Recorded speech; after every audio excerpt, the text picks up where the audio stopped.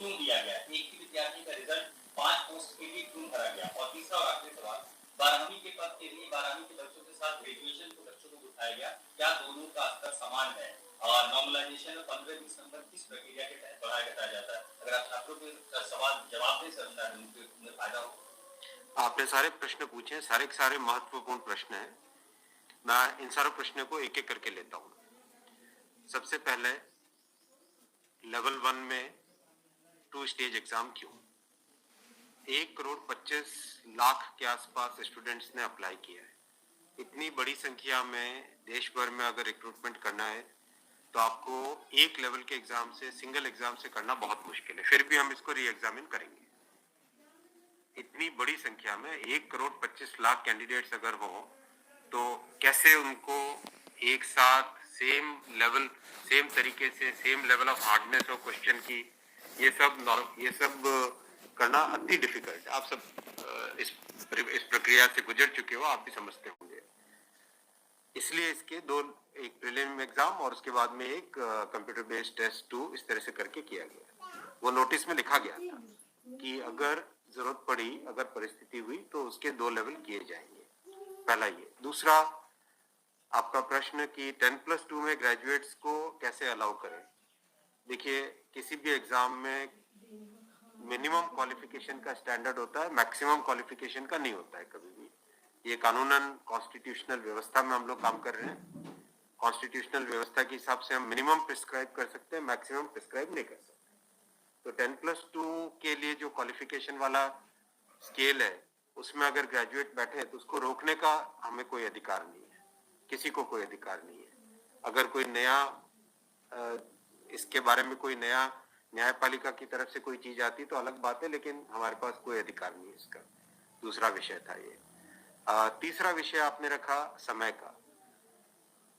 देखिए, शुरू में इसके लिए जो इस एग्जाम को कंडक्ट करने के लिए एप्लीकेशंस आई, दोनों के दोनों एग्जाम्स में 1 करोड़ से ज्यादा एप्लीकेशन आई। 1 करोड़ से एप्लीकेशन ज्यादा आई तो जो एग्जामिनेशन कंडक्ट करने के लिए एजेंसी हमको हायर करनी थी, उसको हायर करने में टाइम लगा, 6 महीने से ज्यादा लगा। नेचुरली इतनी बड़ी संख्या में अगर एग्जाम करना है देश में तो अपने आप में वो एक बहुत बड़ा challenge. It's a Himalayan task, it's a huge task, it's a very very big challenging task. तो एजेंसी को सेलेक्ट किया गया। सेलेक्ट करते करते कोरोना आ गया। कोरोना के फेज में देरी हुई, लेकिन फिर भी डिस्पाइट कोरोना तुरंत दिसंबर 2020 में एग्जाम की प्रोसेस चालू हुई। एग्जाम की प्रोसेस चालू हुई और despite second wave of corona फिर भी एग्जाम किया गया with all the precautions, all the safety things करके इसको लाए। जो दूसरा वाला ग्रुप बी का एग्जाम है उसमें कैट में चले गए थे बच्चे, क्योंकि करीब 5 लाख के आसपास एप्लीकेशंस ऐसी थी जिसमें फोटोग्राफ प्रॉपरली मैच नहीं हो रहा था। तो नेचुरली अगर एप्लीकेशन में फोटोग्राफ मैच नहीं हो तो उसको आप एग्जाम में कैसे लोगे। तो वो विषय आया था। तो उस विषय के कारण लोग कैट में गए थे। एडमिनिस्ट्रेटिव ट्रिब्यूनल ने जैसे ही उसका समाधान किया, फैसला किया, उसके फैसले के तुरंत बाद में हम लोगों ने एग्जाम के प्रोसेस को आगे किया। कोई उसमें देरी नहीं की। और हमारा, देखिए, हमारी सरकार, प्रधानमंत्री श्री नरेंद्र मोदी जी का इंटेंट हमेशा है कि मैक्सिमाइज करना है रोजगार को। इसीलिए आप देखिए, इतनी बड़ी संख्या में, यानी रेलवे में 1,40,000 टोटल, 1,05,000 ग्रुप डी की कैटेगरी में, लेवल 1 की कैटेगरी में, और लेवल 2 से लेवल 6 की कैटेगरी में 35,000 कैंडिडेट्स वैकेंसीज। 1,40,000 की वैकेंसीज लाना कोई छोटी बात नहीं है, बहुत बड़ी बात है। फिर आपका चौथा पॉइंट आप देखिए, ज्यादा से ज्यादा कैंडिडेट्स को फर्स्ट स्टेज से सेकंड स्टेज में जाने का मौका मिले, इसके लिए 2015 तक हमेशा प्रिलिमिनरी एग्जाम जो होता था, फर्स्ट स्टेज होता था, उससे 10 गुना लिए जाते थे, केवल 10 गुना लिए जाते थे। 2015 के बाद में पहले ये संख्या बढ़ा के 15 गुना कर दी गई, जिससे कि ज्यादा से ज्यादा कैंडिडेट्स को मेन एग्जाम के लिए जाने का मौका मिले। और 2019 में इस संख्या को 20 गुना किया गया, ताकि ज्यादा से ज्यादा लोगों को अवसर मिले, ज्यादा से ज्यादा लोग, क्योंकि फर्स्ट स्टेज जो प्रिलिमिनरी एग्जाम इतना बड़ा नंबर है कि उस नंबर में हो सकता है कुछ बाय चांस उस दिन तबीयत ठीक नहीं हो, कोई दूसरा कारण हो, समय पे पहुंच नहीं पाए, कोई भी कारण से मिस कर गया, तो मैक्सिमम लोगों को हमें चांस देने का इंटेंट है। इसी इंटेंट के कारण 20 गुना किया गया। जो 10 गुना था 2015 से पहले, उसको 20 गुना किया गया 2019 में। तो ये प्रो स्टूडेंट्स, प्रो कैंडिडेट्स वाली अप्रोच है हमारी, और हमारी इंटेंट एकदम नेक नियति से काम कर रहे हैं, सच्चाई से काम कर रहे हैं। देखिए, कोई भी कहीं भी एक भी जगह से कहीं कोई पेपर लीक होने की बात नहीं है, कहीं पे कोई एग्जाम के मैनिपुलेशन की बात नहीं है। जो आज सिर्फ मुद्दा है, मुद्दा सिर्फ इतना है कि शॉर्टलिस्ट कैंडिडेट्स कितने किए जाए, यही मुद्दा है। इस मुद्दे को सॉल्व करेंगे, इसको भी हम बहुत सेंसिटिवली सॉल्व करेंगे। हमारे लिए छात्र हमारे साथी हैं, हमारे भाई हैं, हमारी बहनें जो एग्जाम दे रहे हैं, तो हमारे लिए बहुत इंपॉर्टेंट है। हम इसको बहुत सेंसिटिवली हैंडल करेंगे। तस्वीर और दिखाई पड़ी बच्चों पर लाठीचार्ज, कल रात को आपने देखा, अगर तस्वीरें दिखाई हो हॉस्टल में घुस, मैं आपको इतना बताना चाहूंगा कि जो लोग किसी भी अपनी खुद की संपत्ति को अगर जलाते हैं, खुद की संपत्ति पे अगर अटैक करते हैं, उसको डिस्ट्रॉय करने की कोशिश करते हैं, तो उसमें जो प्रक्रिया पुलिस की होती है वो होनी, अगर हुई है, मेरी बात आप इसमें स्पष्ट रखिए कि मैं छात्रों को कह रहा हूं कि आपकी संपत्ति है, आप अपनी संपत्ति को जलाने के लिए क्यों बाहर निकले। और हम आपकी बात को शुरू से सुन रहे हैं। जिस दिन आपने पहले ये पॉइंट रखा, उसी दिन हमने तुरंत इसका, जैसे ही दूसरे दिन ही मेरे नजर में आ गई थी बात ये, और दूसरे दिन मैंने तुरंत सारा ये टेबल मंगवाया कि आप मुझे एग्जैक्ट बताओ हर एक लेवल पे क्या वैकेंसी है, और हर एक लेवल पे एग्जैक्ट, जैसे लेवल 2 पे 5663, उसकी जगह 1,13,000, कितने गुने? 20 गुने। लेवल 3 पे 4,940, उसके अगेंस्ट कितने शॉर्टलिस्टेड? 98,833, 20 गुने। तो जो नोटिस के अंदर प्रक्रिया एग्जैक्टली उसके हिसाब से किया है, हर एक पे, level 2, level 3, level 4, level 5, level 6, हर एक पे एग्जैक्टली 20 टाइम्स किया गया है। इश्यू वो नहीं, इश्यू डुप्लीकेट नहीं, इश्यू यूनिक वाली बात आ गई। अब वो मुद्दा उनका है, क्योंकि इसलिए मुद्दा आ रहा है कि जिन लोगों ने तैयारी कर ली है उनको लगता है कि हमें एक बार और चांस मिल जाए, इसीलिए हम इसको बहुत सेंसिटिवली हैंडल करेंगे।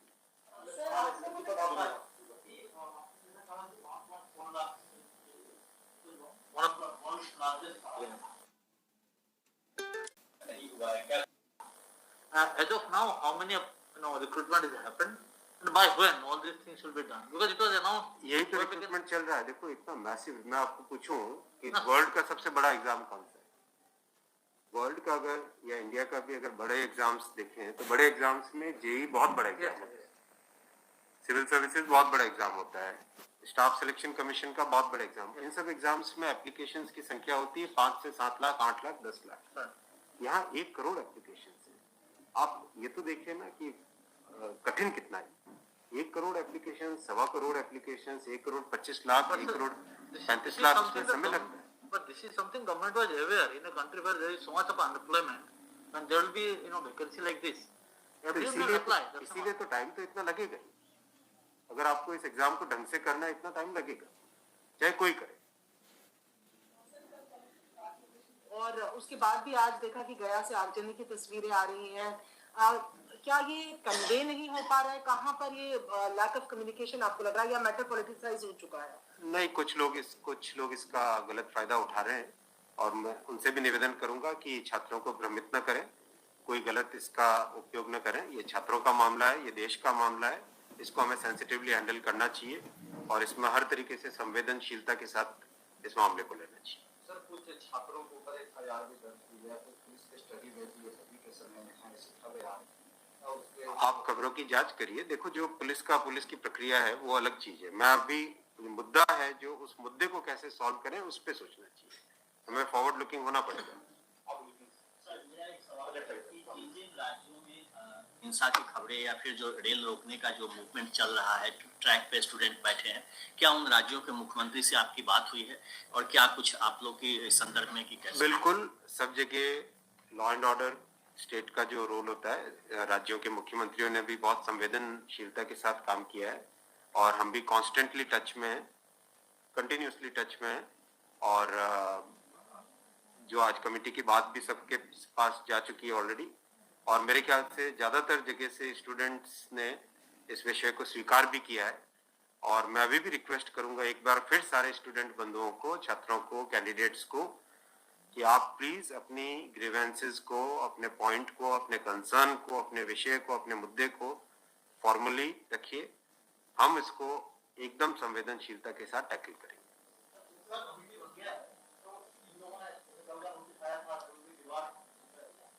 Will that also be considered because they did not know that this is going to happen? नहीं, देखो कमिटी एक बहुत ही सीनियर ऑफिसर्स की है और ये कमेटी हर चीज को, जितने भी मुद्दे इसमें आएंगे हर एक मुद्दे को जल्दी से जल्दी, इसमें कमेटी का टाइम लिमिट भी दिया। कितना टाइम दिया हमने? टाइम लिमिट 4 जो कमेटी की रिपोर्ट आने का क्या मतलब जल्दी से जल्दी हमारा एम है कि इस मुद्दे को बिल्कुल भी डिले न करके जल्दी से जल्दी सॉल्व करें। 16/2 तक सारे के सारे कैंडिडेट्स अपने कंसर्न सबमिट कर सकते हैं। 3 वीक्स टाइम दिया, I think that's a reasonable time, इससे ज्यादा टाइम देने की जरूरत नहीं है।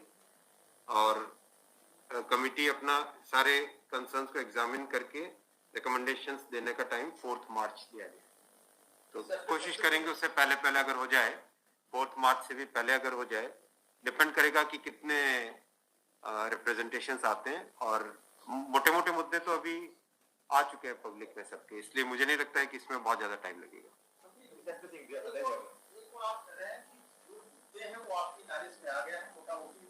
सही आ गया है। दूसरी ओर ये कि जो आपके पैरामीटर्स हैं उस पर सब कुछ सही तरीके से लिया गया है, उसी तरह से शॉर्ट लिस्ट किया गया है।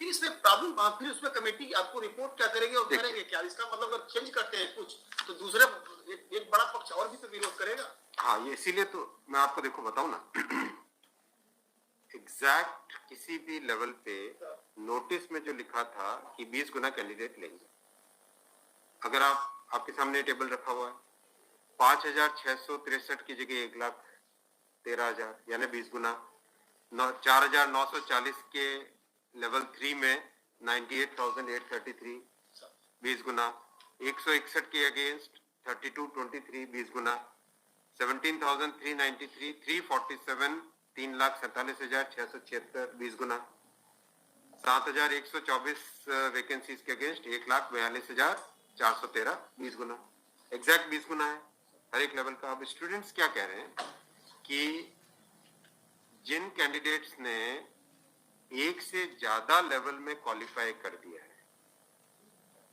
राइट, उसके कारण सपोज मान लीजिए लेवल 3 में जो लेवल 5 का कैंडिडेट है वो भी क्वालिफाई हो गया है जी, तो वो लेवल 3 में कोई एक कैंडिडेट को जो क्वालिफाई नहीं हुआ है उसे लगता है कि अगर उसको यूनिक के हिसाब से काउंट करते तो शायद उसको भी एक मौका मिल जाता मेन एग्जाम देने का। बराबर है, ये मुद्दा है, मुद्दा ये है। अब जो नोटिस इनवाइटिंग एग्जाम है, एग्जाम का जो नोटिफिकेशन होता है उसकी एक सैंक्टिटी है, वो कोर्ट का मैटर है, वो लीगल मैटर हो जाता है। एग्जैक्टली उसके हिसाब से किया गया एग्जाम का, एग्जाम को उसी हिसाब से कंडक्ट किया गया, उसी हिसाब से शॉर्टलिस्टिंग की गई। अब जब ये मुद्दा आया है तो इस मुद्दे को सॉल्व करने के लिए कोई ना कोई तो तरीका निकालना पड़ेगा, राइट? तो आपका जो प्रश्न है, आपका प्रश्न वैलिड है कि क्यों ऐसा। आपके सामने डेटा सामने रखे हुए हैं, डेटा आप सबके सामने है, बिल्कुल एग्जैक्ट डेटा है कोई, और ये डेटा हमने पहले दिन ही दे दिया था। जो टर्म कंडीशंस ऑलरेडी जब पब्लिसाइज किया जाता है, कोई पोस्ट होती है तो उसके लिए टर्म कंडीशंस ऑलरेडी पहले से घोषित होता है, उसके आधार पर ही ये सब कुछ किया गया होगा। हाँ बिल्कुल। फिर एक कमेटी या आपको कुछ रास्ता आप नहीं दिख रहा है क्या? ये जो कमेटी रिपोर्ट देगी क्या उसके अगेंस्ट देगी जो आपके टर्म कंडीशन? बात वही है ना, फिर तो कोर्ट जाएंगे, बात वही है। होगा जो नहीं, अपने को तरीका ऐसा सॉल्व करना पड़ेगा, कोई तो ऐसा तरीका निकालना पड़ेगा जिससे कि जो लोग शॉर्टलिस्ट हुए हैं उनका भी करियर इफेक्ट ना हो, उनके प्रोस्पेक्ट्स भी कमजोर ना हो, और जो लोगों की ग्रीवेंस है उस ग्रीवेंस को तो एड्रेस करना पड़ेगा ना। छात्रों का मुद्दा है और लोगों ने अगर ग्रीवेंस रेज की है तो हमारी ड्यूटी है कि उसको हमें एड्रेस तो करना पड़ेगा ना। लेकिन आप देख रहे हैं आपके सामने ये टेबल है, एग्जैक्ट हर एक लेवल पे 20 टाइम्स है एग्जैक्ट। ये आप टेबल आप सब लोग देख लीजिए, और ये हमने जैसे ही शॉर्टलिस्टिंग हुई, कुछ लोगों ने मुद्दा उठाया, तुरंत आरआरबीज ने, मैंने आरआरबीज को क्लियर बोला था कि एग्जाम हमारी तरफ से एकदम ट्रांसपेरेंटली होना चाहिए और हर जगह एग्जैक्ट ये सब नंबर्स रखे गए। एक सवाल अगर आपके धन्यवाद।